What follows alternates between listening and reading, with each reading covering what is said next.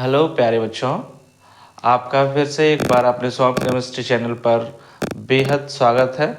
कुछ कारणों इतने दिनों तक वीडियो नहीं बन पाया, लेकिन अब से आपका वीडियो बराबर बनते रहेंगे। हम बीएससी सेकंड सेमेस्टर का रसायन विज्ञान केमिस्ट्री पढ़ा रहे हैं, जिसका ये चौथा वीडियो लेक्चर है। इससे पहले के 3 वीडियो लेक्चर हो चुके हैं। अगर आपने वो नहीं देखे हैं अभी तक तो पहले जाएं और स्वाम केमिस्ट्री चैनल पर प्लेलिस्ट में आप लोग देख लीजिएगा, क्योंकि तभी आप लोगों को इसका जो अभी आज का जो वीडियो लेक्चर है वो आपको समझ में आएगा। आज हम बात करेंगे मोनोसैकेराइड्स की। मोनोसैकेराइड्स क्या होते हैं, तो अगर आपको उनकी डेफिनेशन वगैरह का पता करना है तो हमारे पहला वीडियो लेक्चर है कार्बोहाइड्रेट्स, उसमें आपको ये सारी चीज़ें पता चल जाएंगी।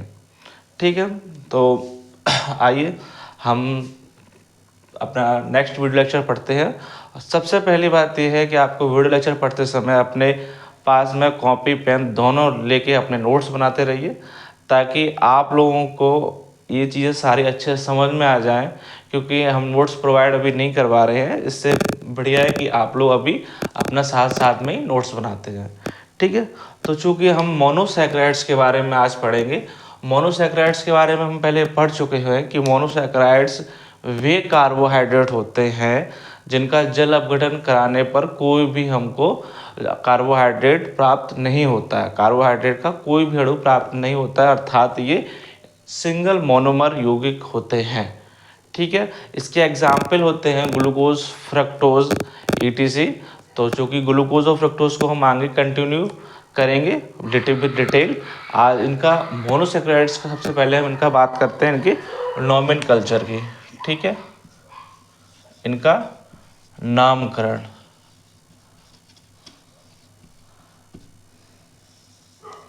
सबसे पहली बात यह है कि आपको हमने पहले ही बता रखा है पहले के वीडियोस में कि जितने भी कार्बोहाइड्रेट हैं उन सब के पीछे OS लगता है। OSE, जिसे हिंदी में ओस बोलते हैं। जैसे कि ग्लूकोज हो गया, ग्लूकोज, फ्रक्टोज, लैक्टोज, सुक्रोज। ठीक है, तो आपने देखा है जितने भी कार्बोहाइड्रेट्स हैं सबके पीछे क्या लग रहा है? ओस। तो नॉर्मली कार्बोहाइड्रेट के पीछे क्या लगता है? हम ओस लगता है। ठीक है, तो ये हो कार्बोहाइड्रेट्स की बात हुई। परंतु जब हम मोनोसैकेराइड्स का नामकरण करते हैं उसमें क्या होता है कि इनका नामकरण जो होता है वो 2 प्रकार से होता है। पहला जो नामकरण होता है वो उनके नंबर ऑफ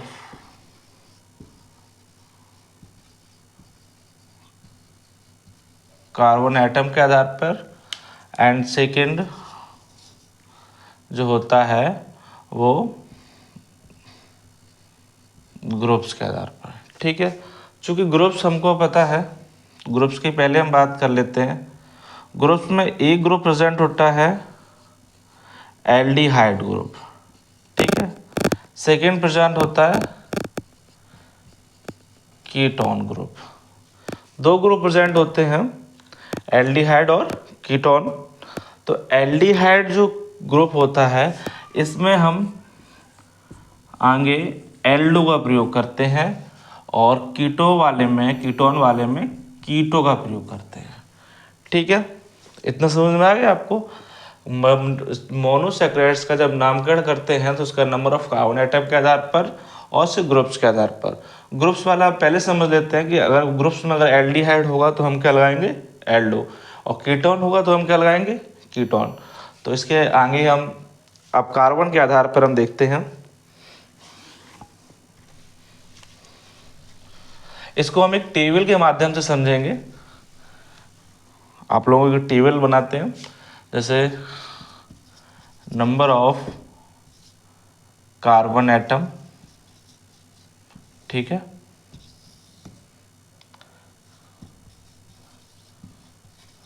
एल्डिहाइड ग्रुप जिसमें प्रेजेंट होगा उसको कैसे बोलेंगे, एल्डो लगाकर, ठीक है।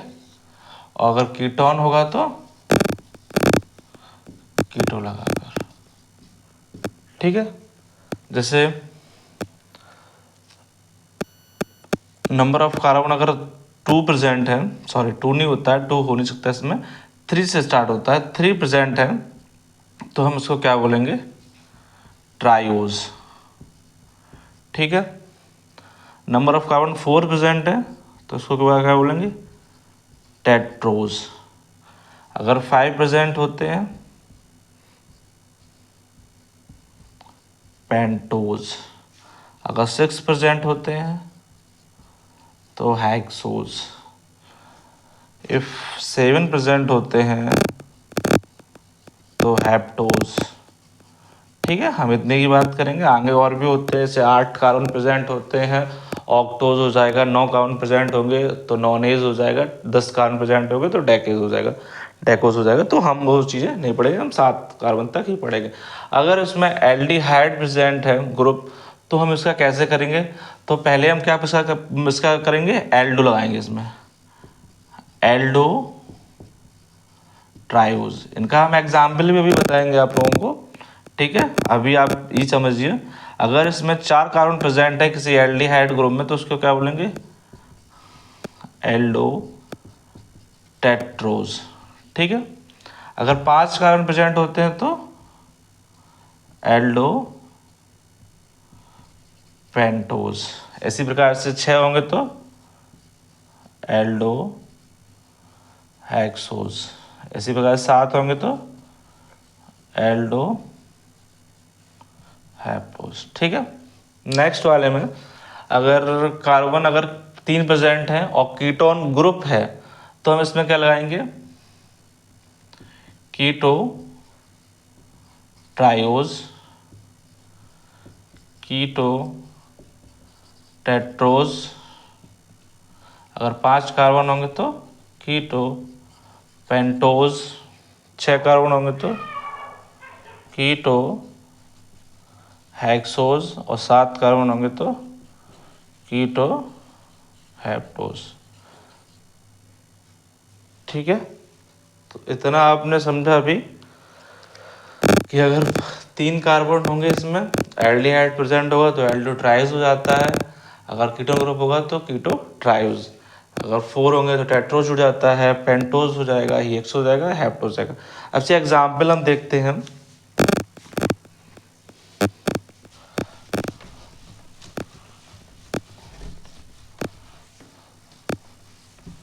इसको आप लोग नोट करते जाएं साथ साथ में, ताकि आप लोगों को ये रिवाइज करने में काफ़ी मदद देगा फिर, ठीक है।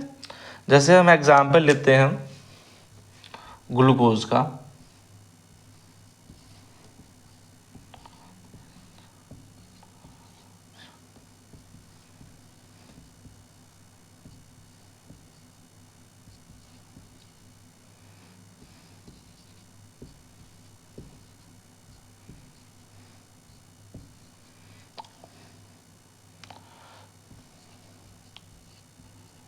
ठीक है।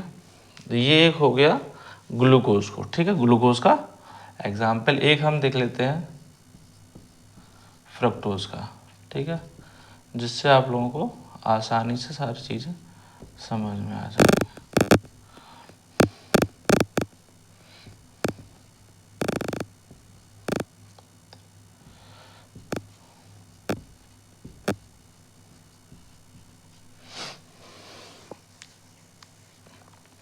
ठीक है, तो आपने ये सारी देखो, ये एग्जाम्पल किसका है, सॉरी फ्रक्टोज का, ये किसका है, ग्लूकोज का। अगर हम इसका नामकरण अब हम इसको करेंगे तो हम इसका कैसे करेंगे बताइए।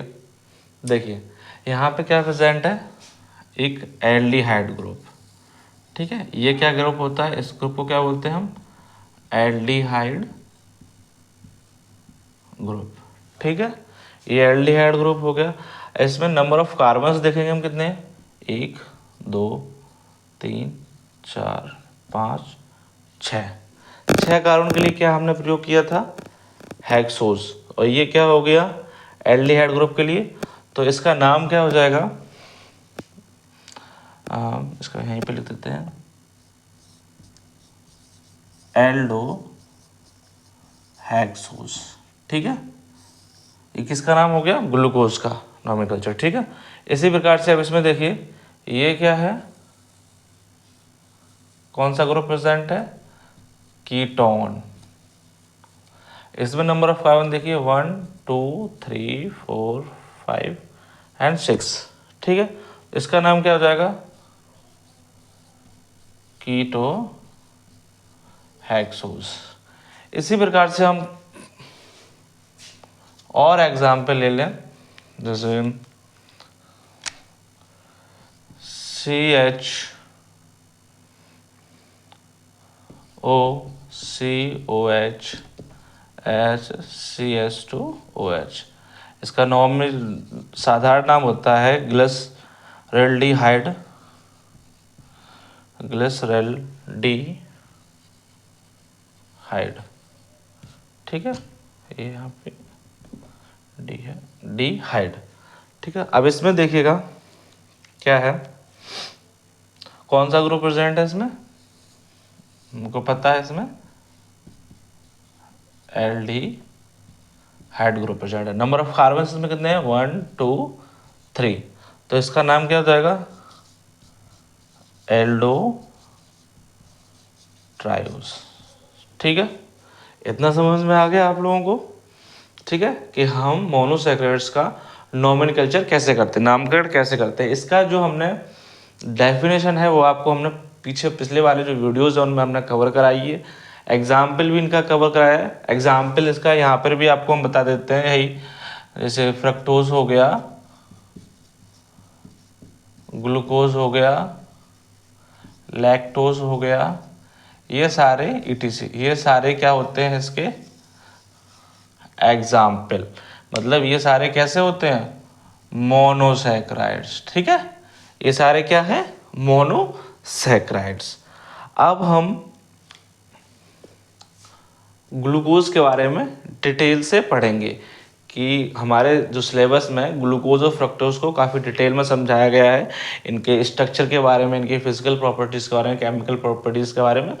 तो हम इनको अब हम डिटेल में समझेंगे कि ये क्या होता है।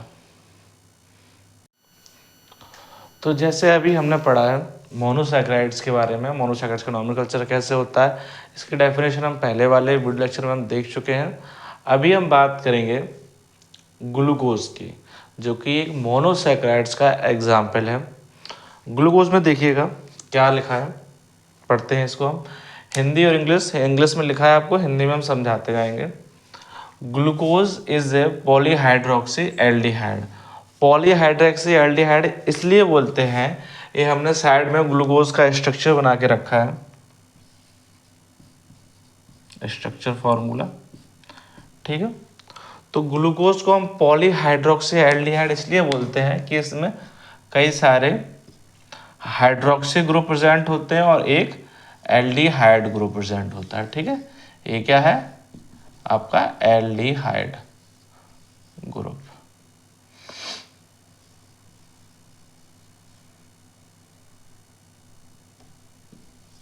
ठीक है, एल्डिहाइड ग्रुप होता है। ठीक है, ये पॉइंट क्लियर हो गया। तो ग्लूकोज जो होता है एक पॉलीहाइड्रोक्सी एल्डिहाइड होता है। Glucose has molecular formula C6H12O6। Glucose का जो अणु सूत्र होता है वो क्या होता है, C6H12O6। ये आपका आप लोगों को जैसे पता है, आपके BSc second semester, fourth semester और सिक्स सेमेस्टर जितने भी हमारे इवन सेमेस्टर हैं, इनमें हमारा ऑब्जेक्टिव वाले क्वेश्चन आएंगे पेपरों में।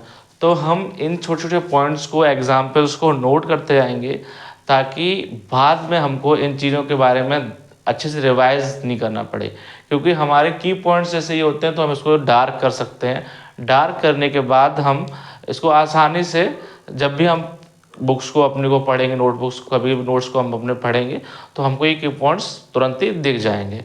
ठीक है, तो ग्लूकोज का जो मॉलिक्यूल फॉर्मूला होता है, अणु सूत्र होता है, वो क्या होता है C6H12O6। यहाँ पे आप काउंट भी कर सकते हैं। देखिए, एक कार्बन, 2 3 4 5 6, 6 कार्बन हो गए। H12 12 गिनने हैं, 1 2 3 4 5 6 7 8 9 10 11 और 12 कार्बन। इसी प्रकार से ऑक्सीजन भी 6 होता है। तो हमारा ये ओपन स्ट्रक्चर है ग्लूकोज का। वैसे उसका अणु सूत्र जो है वो यही होता है C6H12O6। ठीक है। It has 4 chiral carbon. इसमें लिखा है it has 4 chiral carbon. Chiral carbon का मतलब क्या होता है? देखिए, एस कार्बन की जो संयोजकता होती है, कार्बन की वैलेंसी कितनी होती है? 4। ठीक है। तो कार्बन के साथ में जो 4 बॉन्ड कोई भी जो भी कार्बन है वो अपने साथ में 4 बॉन्ड बना सकता है। ठीक है, उनकी संयोजकता के आधार पर। तो अगर इसकी संयोजकता में चारों जो हैं अलग अलग प्रकार के समूह जुड़े हुए होते हैं, तो इस प्रकार के कार्बन को हम क्या बोलते हैं? Chiral carbon. ठीक है। तो अगर कायरल कार्बन क्या बस किसे बोलते हैं, एक बार और सुन लीजिए। कार्बन की संयुक्ता 4 होती है, जो अपने साथ 4 बॉन्ड बनाते हैं, और इसके चारों बॉन्ड में अगर चारों प्रकार के जो समूह हैं अलग अलग होते हैं, तो हम इसको क्या बोलते हैं? Chiral carbon. ठीक है। तो इसमें जो कायरल कार्बन है, इसमें देखिए ये वाला कायरल कार्बन 1 2 3 4 4 कायरल कार्बन होते हैं इसमें। ये वाला कार्बन जो है, यहाँ पर देखिए, ये हाइड्रोक्सी ग्रुप से जुड़ा हुआ है, यहाँ पे ये हाइड्रोजन ग्रुप से जुड़ा हुआ है, यहाँ ये एल्डिहाइड ग्रुप से जुड़ा हुआ है, और यहाँ पर ये एल्किल समूह से जुड़ा हुआ है। तो इसमें चारों कार्बन जो बॉन्ड बना रहा है वो सभी प्रकार से अलग अलग बॉन्ड बना रहा है, तो इसी को हम बोलते हैं कायरल कार्बन। तो इसमें संख्या जो है कायरल कार्बन की ग्लूकोज के अंदर वो कितनी होती है? 4। And contain 6 carbon chain. वो आपने देख ही चुके हो, 1 2 3 4 5 6 6 कार्बन चेन है विद 1, यहाँ पे 1 भी लिख दें, 1 aldehyde group and 5 hydroxy group. 5 जो हैं OH ग्रुप प्रेजेंट होते हैं इसमें, 1 2 3 4 and 5। This is aldehyde group, not hydroxy group.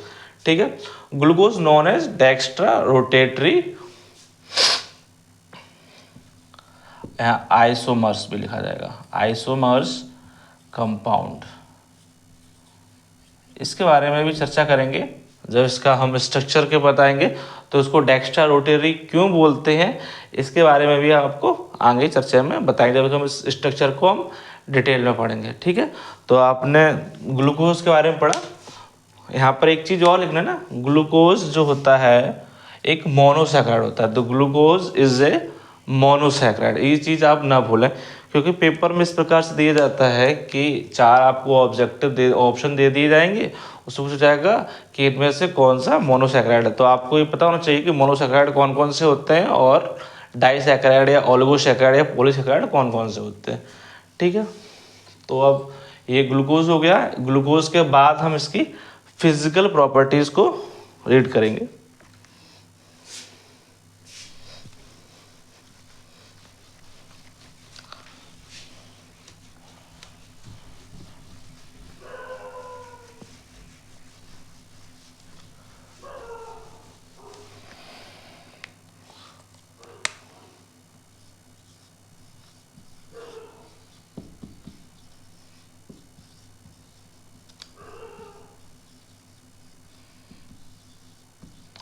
Physical properties.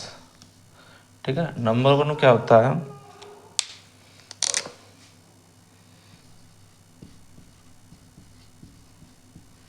Glucose is a white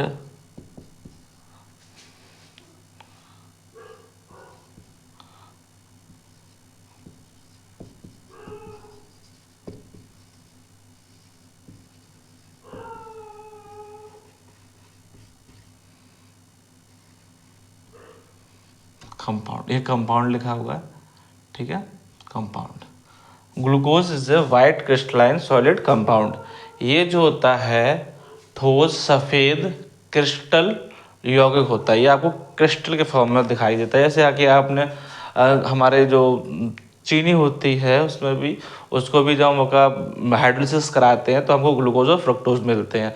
ठीक है, तो वही जो होता है कि हमको ये जो कैसे होते हैं क्रिस्टल के फॉर्म में होते हैं, जिसकी 4 फलक होती हैं। इस प्रकार से ये आपको सॉलिड स्टेट वाले चैप्टर में पता चलेगा क्रिस्टल क्या होते हैं। ठीक है, तो ग्लूकोज जो होता है वो हमारा कैसा होता है, ठोस क्रिस्टलीय यौगिक होता है। ठीक है, next point,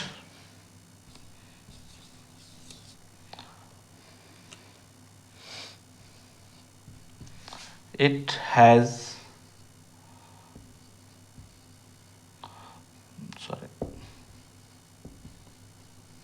boiling point 146 degree centigrade. ठीक है, इसका जो बॉइलिंग पॉइंट होता है, बॉइलिंग पॉइंट का क्वथनांक भी जिसे हिंदी में बोलते हैं, तो कितना होता है 146 degree centigrade. And third point इसका, it is more soluble in water, water में ये बहुत अधिक विलय होता है। ठीक है, but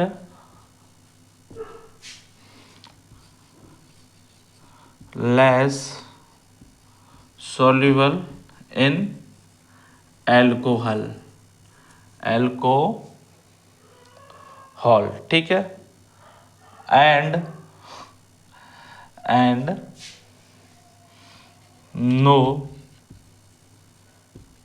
soluble in ether and benzene. ठीक है, तो इसके 3 फिजिकल प्रॉपर्टीज आपने पढ़ी, कौन कौन सी। नंबर फर्स्ट, ये जो होता है सफ़ेद क्रिस्टलीय ठोस यौगिक होता है, ग्लूकोज जो होता है सफ़ेद क्रिस्टलीय ठोस यौगिक होता है। सेकंड पॉइंट, इसका जो बॉइलिंग पॉइंट होता है वो 146 डिग्री सेंटीग्रेड या समथिंग अबाउट 294 डिग्री फ़ारेनहाइट के बराबर होता है। ठीक है, या 146 डिग्री सेंटीग्रेड या फिर 294 फ़ारेनहाइट। ठीक है, थर्ड पॉइंट क्या है, it is more soluble in water, ये वाटर में बहुत अधिक विलय होता है। And but less soluble in alcohol, और जो एल्कोहल में होता है ये कम विलय होता है, विलय होता है लेकिन ये कम विलय होता है। एंड नो सॉल्युबल मतलब कुछ विलय बिल्कुल ही नहीं होता है, ईथर और बेंजीन में ये बिल्कुल विलय नहीं होता है। तो ठीक है, इन सारी चीज़ों को आप नोट कीजिए अच्छे से, और बकाया का जो इसके केमिकल प्रॉपर्टीज़ हैं वो अपने नेक्स्ट वीडियो लेक्चर में आपको डिटेल से पढ़ाएंगे। और अगर आपको ये वीडियोस अच्छे लगते हैं तो आप चैनल को सब्सक्राइब करना ना भूलिए और वीडियोस को लाइक एंड शेयर कीजिए। धन्यवाद।